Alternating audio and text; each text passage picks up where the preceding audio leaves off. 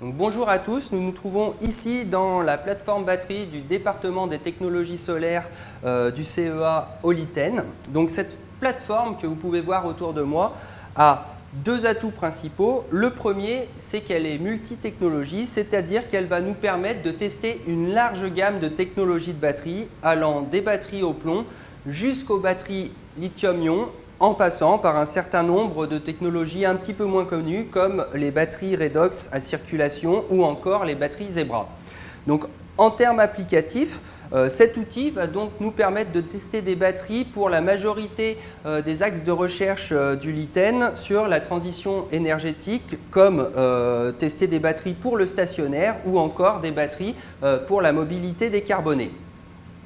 Le deuxième atout de cette plateforme, finalement, c'est qu'elle est multi-échelle, c'est-à-dire qu'elle va nous permettre de tester des batteries de l'échelle unitaire qu'on va appeler la cellule jusqu'au pack intégré système complet, donc qu'on va appeler le pack. Nous disposons aussi au niveau de cette plateforme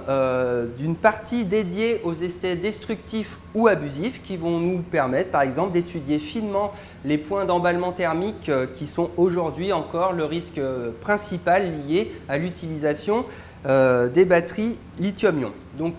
comme vous pouvez le voir autour de moi, l'ensemble de ces voies de cyclage sont toutes reliées à une enceinte climatique dédiée à l'échelle de la cellule qui va nous permettre d'avoir des résultats fins à la fois en termes électriques mais aussi en termes thermiques.